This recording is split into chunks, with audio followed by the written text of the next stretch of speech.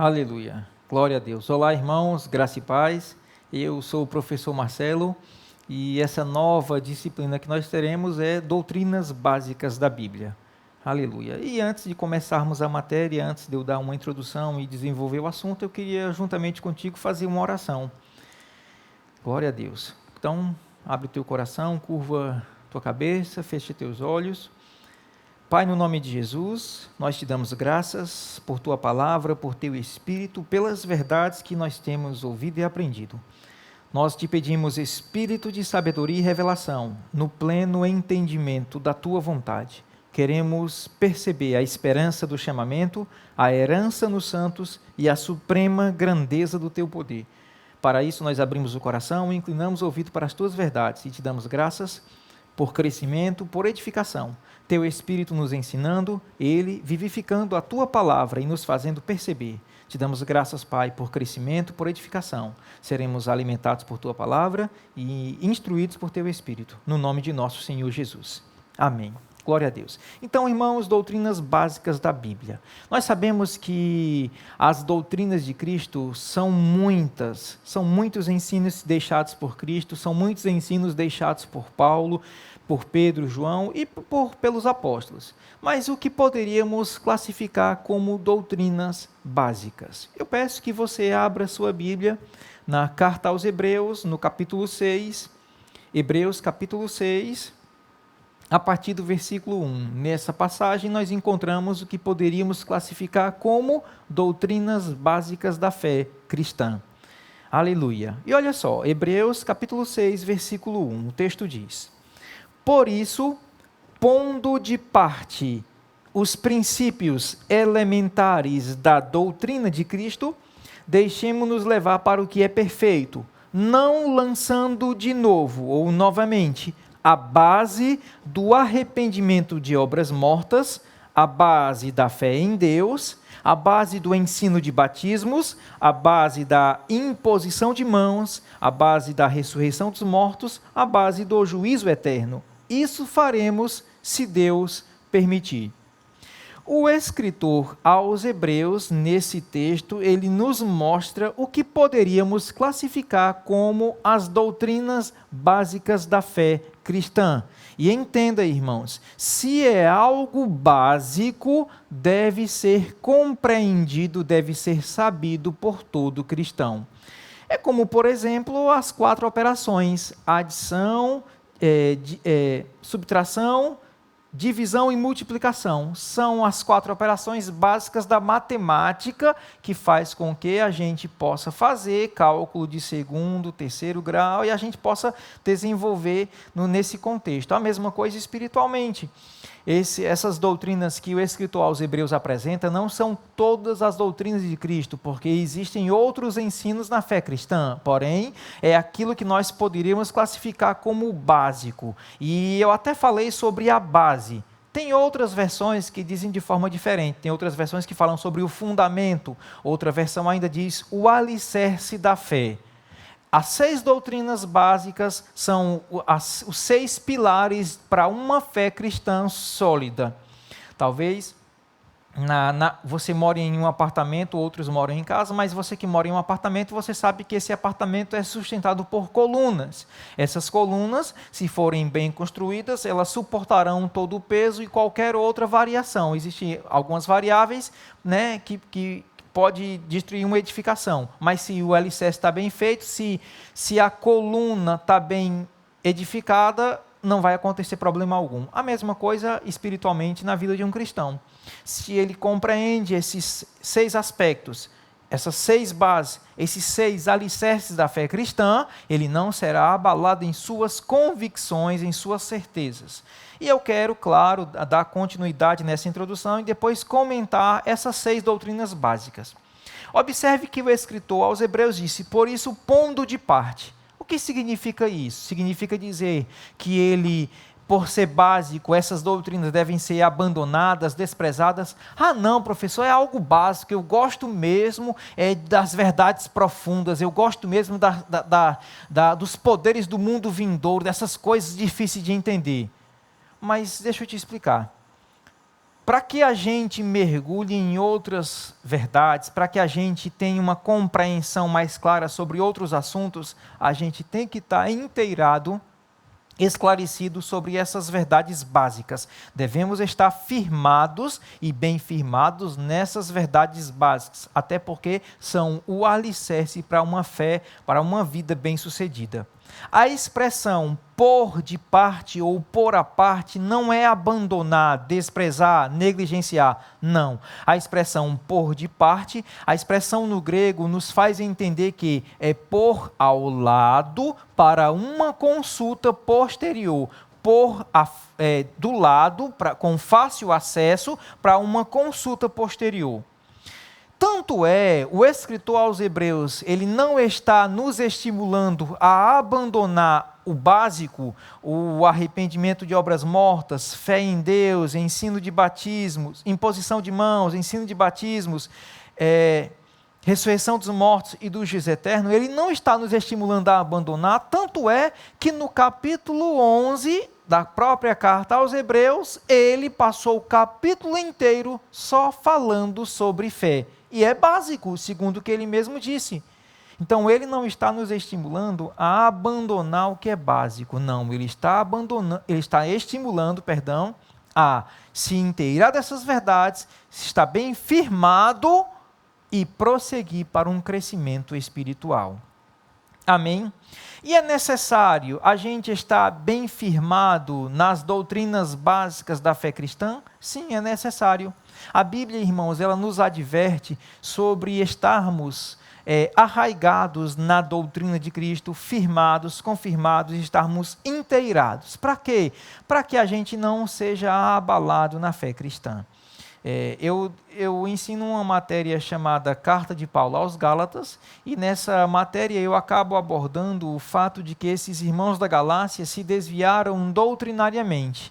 E a gente, trazendo para esse contexto, percebemos que se um crente ele não está bem firmado nessas doutrinas básicas, nesses ensinos fundamentais da fé cristã, infelizmente esse cristão pode ser facilmente seduzido, atraído, cativado para doutrinas erradas, até mesmo religiões, doutrinas que vão contra a vida cristã ou o cristianismo. Amém? Eu quero só aproveitar o contexto e pedir que você volte um pouco no capítulo 5, em alguns versículos. Hebreus capítulo 5, versículo 11. A esse respeito, observe que o escritor aos Hebreus está falando sobre o fato de Cristo ser sumo sacerdote segundo a ordem de Melquisedeque. A esse respeito, temos muitas coisas que dizer e difíceis de explicar, porquanto vos tende tornados tardios em ouvir.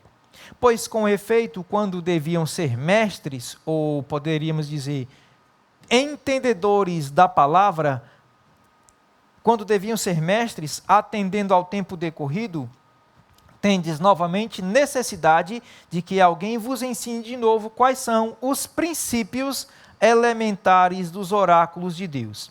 Assim vos tornastes como necessitados de leite e não de alimento sólido.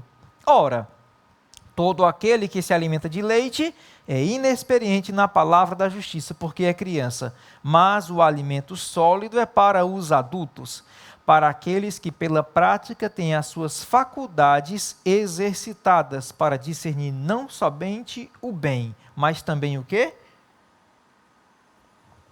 O mal. Por esse contexto, no final do capítulo 5 aos Hebreus e no início do capítulo 6, percebemos que as doutrinas básicas são comparadas ao leite e a outras verdades profundas, são comparadas a um alimento sólido. Então, existe o leite, que é algo básico, e existe o alimento sólido. E deixa eu te falar, é justamente isso que algumas pessoas, elas se equivocam. Elas acham, mas se é leite, se é básico, eu não preciso mais disso, eu sou um adulto. Mas a questão é, o leite, embora seja básico, seja um alimento básico, que inicialmente é o principal alimento de uma criança, de um recém-nascido, mas o leite, mesmo depois de adulto, nunca vai se apartar de nossa dieta. Dá um exemplo bem simples. Se você vai comer bolo, no bolo tem o quê? Leite. Se você vai comer pão de queijo, também foi feito com leite, tem a adição de leite. Se você vai comer queijo, queijo é feito de leite. Existem muitos derivados de leite. Nata é derivada de leite. Eu moro em Campina Grande, existe de vez em quando eu passo em algumas ruas, tem um outdoor falando sobre carne de sol na nata, ou carne de sol com queijo. Carne de sol é um alimento sólido, mas o leite, o queijo é derivado do leite e é básico. Onde eu quero chegar? A fé, mesmo sendo algo básico ou classificado como leite, porém esse assunto nunca vai se apartar de nossa dieta.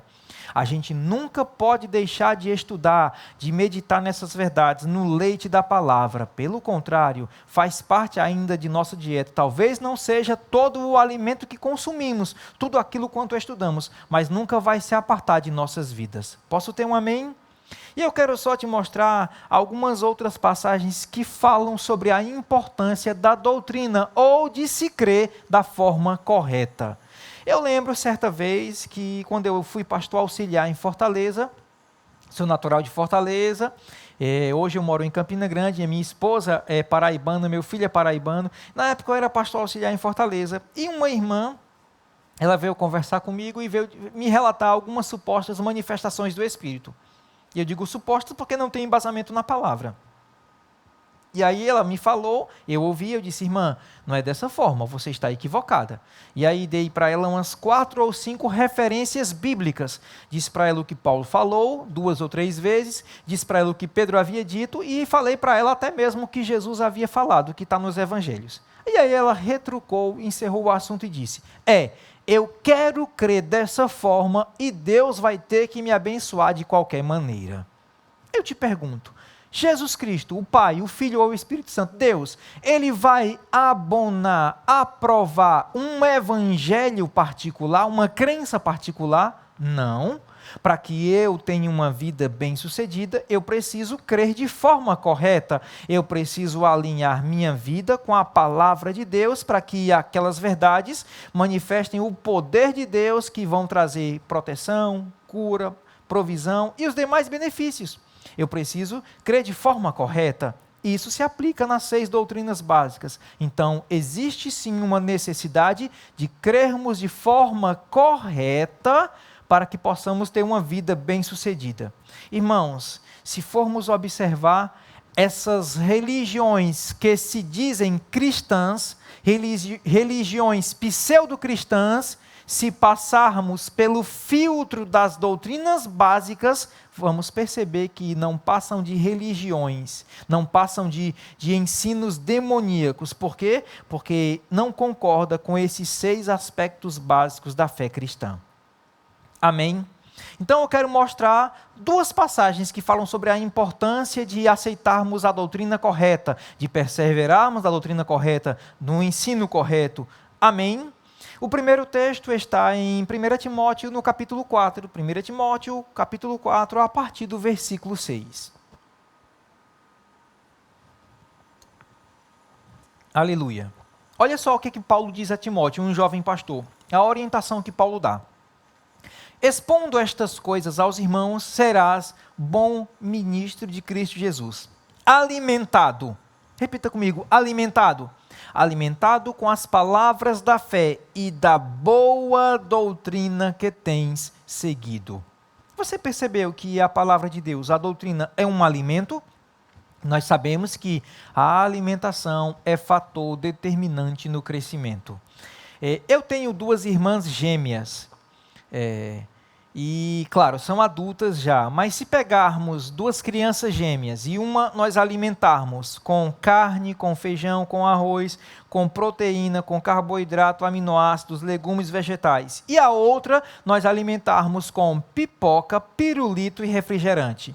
Depois de 20, 30 anos, ambas terão a mesma musculatura, ossatura, o mesmo desenvolvimento, a mesma imunidade? Não. Uma estará forte e desenvolvida e a outra estará desnutrida. Por quê? Porque a alimentação é fator determinante no crescimento. Espiritualmente também. Existem cristãos que o tempo passou, mas evidenciaram ou evidenciam um pouco crescimento espiritual. E eu quero que você perceba esse fato. Não é o tempo que se encarrega de nos amadurecer, não. Não é o tempo que se encarrega de manifestar as bênçãos de Deus, não. É, em primeiro lugar, a exposição ao ensino correto da palavra e a prática desse ensino, que vai fazer com que a gente desfrute uma vida bem-sucedida. A alimentação é fator determinante no crescimento, porque algumas pessoas não estão crescendo, porque não estão se alimentando da palavra, não se alimentam do alimento sólido, nem muito menos do leite, não estão se alimentando do leite da palavra, que embora seja básico, mas alimenta. Amém? E como eu havia dito, irmãos, se é básico, deve ser sabido, compreendido por todo cristão. Alguns dizem, não, isso é básico, eu quero mesmo as coisas profundas. Não, se é básico, deve ser sabido por todo. Todo cristão tem que saber o arrependimento sobre as obras mortas, todo cristão tem que saber e entender fé em Deus, tem que saber ensino de batismos, tem que saber sobre imposição de mãos, tem que saber também sobre ressurreição dos mortos e também tem que saber sobre o juízo eterno, porque é básico. Ainda dando continuidade. Expondo estas coisas aos irmãos, 1 Timóteo 4,6, serás bom ministro de Cristo Jesus, alimentado com as palavras da fé. Alimentado com quais palavras? Da fé. Observe que não é alimentado com as palavras da dúvida, da insegurança, mas com as palavras que geram fé e da boa doutrina que tem seguido. A pergunta que eu faço é, qual é a doutrina que nós estamos seguindo? Estamos seguindo as sãs palavras de Cristo, a boa doutrina do Evangelho de Cristo, ou estamos seguindo qualquer outra doutrina? Estão comigo? Então você percebe que é uma advertência de Paulo para se aceitar, se abraçar a boa doutrina do Evangelho, as sãs palavras de nosso Senhor Jesus Cristo. E a outra passagem que eu quero te mostrar está em 1 Pedro, no capítulo 2.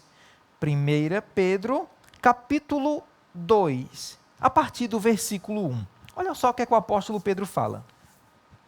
Despojando-vos, portanto, de toda maldade e dolo, de hipocrisias e invejas, e de toda sorte de maledicências, desejai ardentemente, como crianças recém-nascidas, o genuíno leite espiritual, para que por ele, repita comigo, por ele, para que por ele vos seja dado o crescimento para a salvação.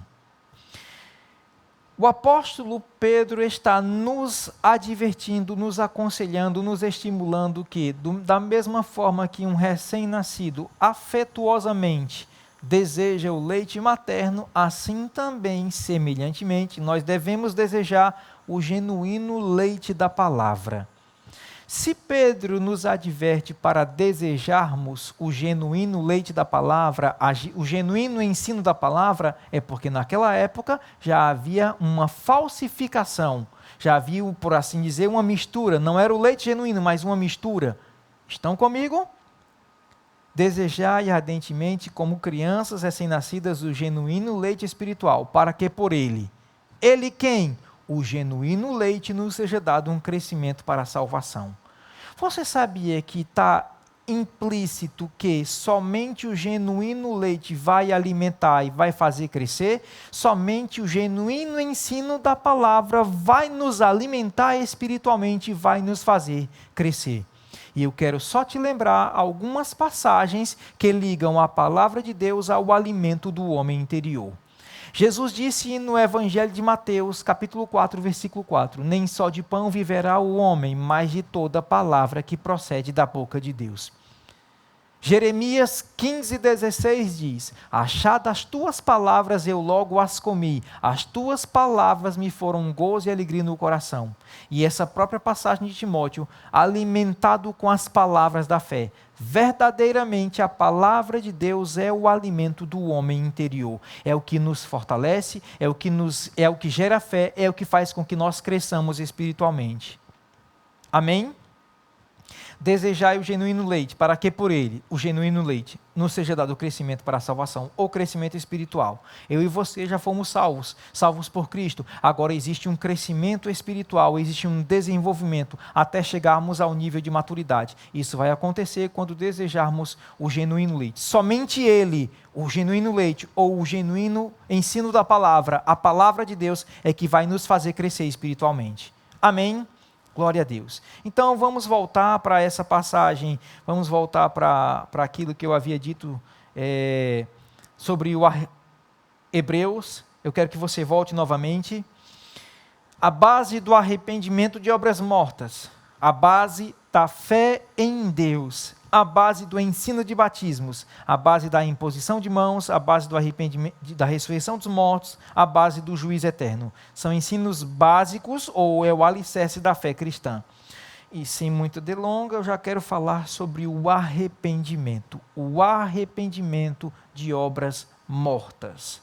E apenas para te sinalizar, a palavra arrependimento no grego é metanoia, que significa mudança de mente, mudança de atitude, arrependimento. Essa palavra metanoia é encontrada 3 vezes na carta aos Hebreus e no total 22 vezes no Novo Testamento. Repita comigo, 22 vezes. O que é o arrependimento de obras mortas? Se formos lá para o início, para o livro do princípio, para o Éden, Deus deu um mandamento ao homem. Deus disse para Adão: Adão, não coma da árvore do conhecimento do bem e do mal, porque no dia em que comer, certamente morrerás. Adão comeu, houve uma ruptura de comunhão, morreu espiritualmente, e isso é demonstrado pela sua insegurança. Antes ele não tinha insegurança, não tinha medo, receio de ter um relacionamento com Deus. Comeu, desobedeceu, pecou, morreu espiritualmente, houve uma ruptura de comunhão, e aí há o relato em Gênesis: tive medo e me escondi. Houve uma ruptura, morreu espiritualmente. Aconteceu com ele o que Deus não desejou que acontecesse, porque Deus advertiu: não coma, porque se comer morrerá. Comeu, morreu. Claro que morreu espiritualmente, 900 e não sei quantos anos depois, foi que ele morreu fisicamente, mas ele morreu espiritualmente. Ora, se o pecado matou Adão espiritualmente, o pecado é um comportamento, é uma obra que traz a morte. E é isso, o arrependimento de obras mortas é o arrependimento do pecado, porque o pecado é uma obra que desencadeia um processo de morte. É por isso que está em Tiago, se não me falha a memória, é Tiago.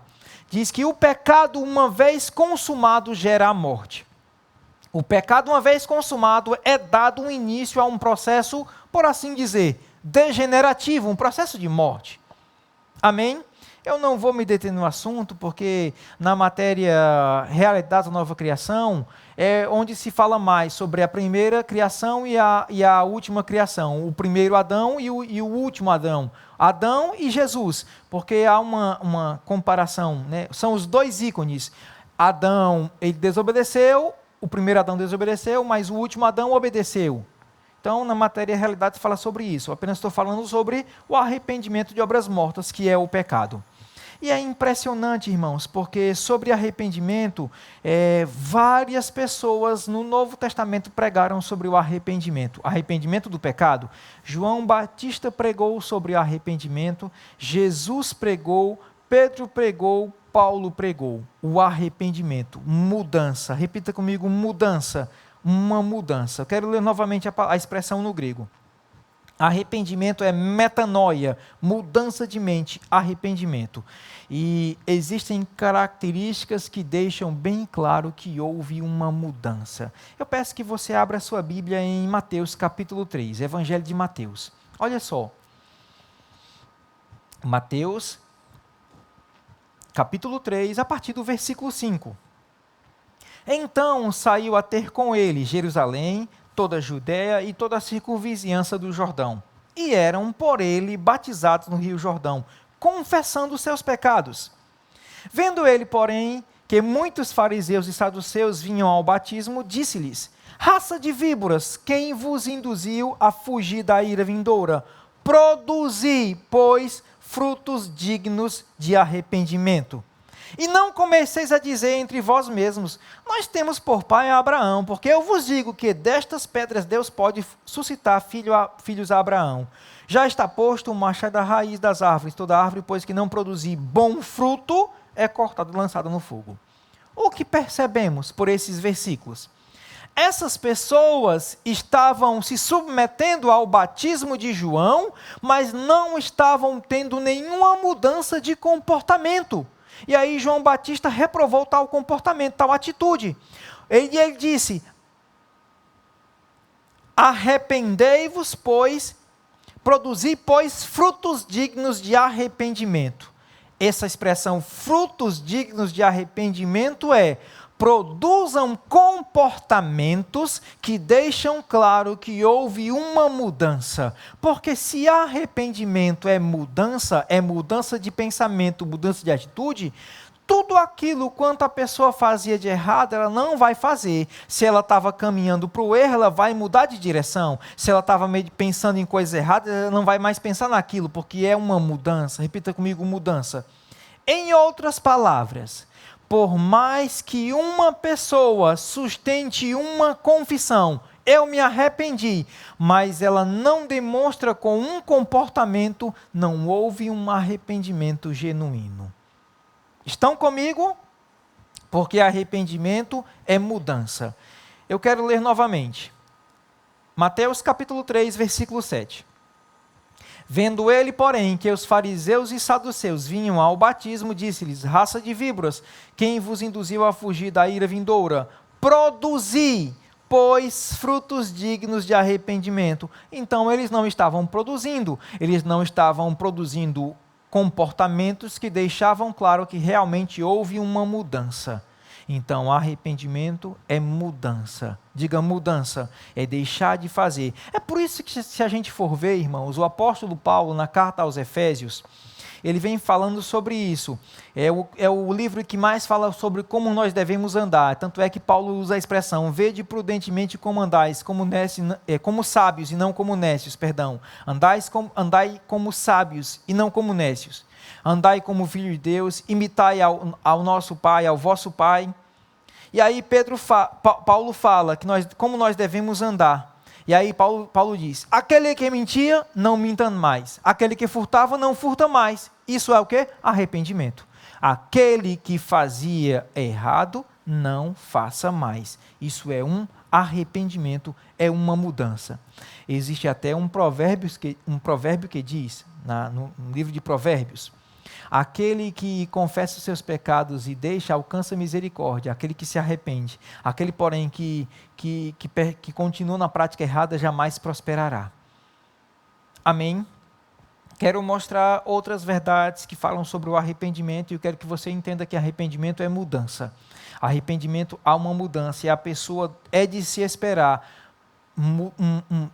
que a pessoa produza frutos, comportamentos que deixem claro que há uma mudança. Talvez você me pergunte: professor Marcelo, eu conheço uma pessoa que confessou a Cristo, mas ela não está... Irmãos, deixa eu te explicar uma coisa. Do mesmo jeito que aconteceu conosco, no dia que eu nasci de novo, houve uma recriação do espírito humano e gradativamente eu fui me santificando e deixando algumas práticas erradas e perseverando na prática da palavra. E foi um crescimento. Do mesmo jeito que isso aconteceu comigo e contigo, também vai acontecer com as demais pessoas. Então não espere que uma pessoa que confessou a Cristo hoje, não espere que amanhã ela tenha um comportamento semelhante a outros crentes, só que esses outros crentes demoraram 5, 10, 15, 20 anos para ter. Amém? A mesma paciência com que nós tivemos sobre o nosso crescimento, devemos ter também para com os outros. Estão comigo? Então, claro, mas quando ela confessa a Cristo, já começa a apresentar mudanças, já começa a apresentar frutos de uma mudança. Eu lembro que antes de confessar a Cristo, eu falava muitas palavras de baixo calão, palavras inapropriadas. E depois que eu nasci de novo, irmãos, pouco a pouco eu fui me santificando, fui crescendo espiritualmente e fui mudando a minha forma de me conduzir, a minha forma de falar, foi trazendo uma mudança na maneira de pensar, na maneira de falar e na maneira de me conduzir. Amém?